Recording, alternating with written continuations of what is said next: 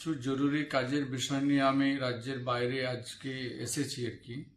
এসে খবর পেলাম যে আমাদের সুতি বিধানসভার সাদিকপুর অঞ্চল থেকে এবং সুতি 2 ব্লকের জগদাই অঞ্চল থেকে একজন তারা পরিযায়ী শ্রমিক হিসেবে উড়িষ্যার সম্বলপুর জেলায় কাজ করতে গিয়েছিলেন আর কি, এবং তারা সেখানকার লোকের হাতে আক্রান্ত হয়েছে। একজন মারা গিয়েছেন এবং একজন মৃত্যুর সঙ্গে হসপিটালে লড়াই করছেন। এবং মালদা জেলার বৈষ্ণনগর থানার অন্তর্গত সেখানকারও একজন ছিলেন, সেও গুরুতর আহত হয়ে আছে হসপিটালে। এই যে ঘটনাগুলো ঘটছে, এই ঘটনার আমরা তীব্র প্রতিবাদ জানাচ্ছি। এই ঘটনার আমরা নিন্দা প্রকাশ করছি। কেন্দ্রীয় সরকারকে ইতিপূর্বে যে সমস্ত ঘটনাগুলো ঘটেছে সেইগুলো নিয়ে আমরা স্বরাষ্ট্র মন্ত্রক সহ প্রধানমন্ত্রীকে আমরা জানিয়েছি। সেই সঙ্গে পার্লামেন্টের বাইরে এবং ভিতরে এই বিষয়গুলিকে উত্থাপন করা হয়েছে। কাজে এর আমরা তীব্র প্রতিবাদ করছি।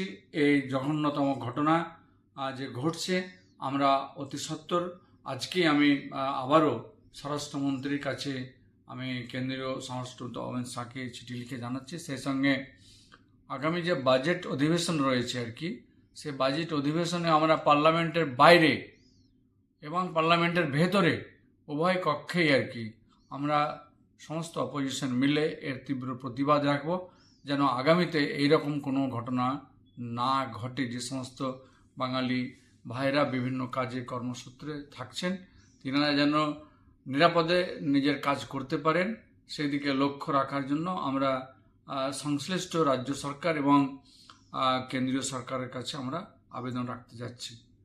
পাশাপাশি এটাও জানাচ্ছি যে পশ্চিমবাংলায় বিভিন্ন রাজ্যের, বিশেষ করে ঝাড়খণ্ড, বিহার এবং উড়িষ্যা যে পাশাপাশি রাজ্য, সেই রাজ্য থেকে কয়েক লক্ষ মানুষ বাংলায় কাজ করছে।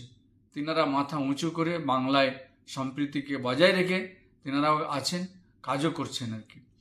আর আজকে বাংলা থেকে বাংলাভাষী হয়ে গেলে তিনারা উড়িষ্যায় আক্রান্ত হচ্ছে। এই যে ডাবল ইঞ্জিনের সরকার যেভাবে প্রধানমন্ত্রী ডাবল ইঞ্জিন বলে প্রতি মানুষকে শোনাচ্ছে, জানাচ্ছে, তো আমরা কি এইটাই আশা করব?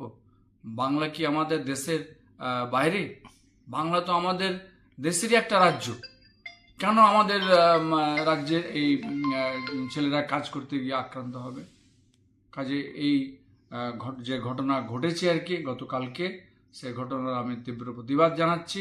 আমাদের সুতি বিধায়ক এবং সুতি 1 এবং 2 বিডিও সাহেব, সুতি থানার আইসি সাহেব পরিবারের কাছে গিয়েছিলেন, এবং আমিও বাইরে থেকে বাড়ি ফিরে সেই দিনই আমি সমস্ত পরিবারের কাছে আমি যাব, গিয়ে আমি আমার সমবেদনা সহ তাদের পাশে থাকার আমার যে কাজ, সেই কাজে আমি দেখা করে আসবো আর কি।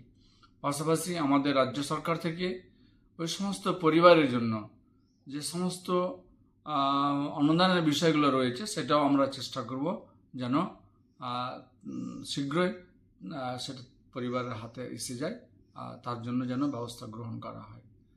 সর্বশেষে যেটা বলার রয়েছে আর কি, আমি আবারও এই ঘটনার তীব্র নিন্দা করছি এবং এর প্রতিবাদে আমরা সমস্ত আন্দোলন তো করবই, সেই সঙ্গে আমরা আমাদের মুখ্যমন্ত্রীকেও আমরা আর্জি জানাবো যেন প্রধানমন্ত্রী এবং স্বরাষ্ট্রমন্ত্রী যেন জানিয়ে এর একটা অতি সত্বর সুরাহা ব্যবস্থা করা হয়।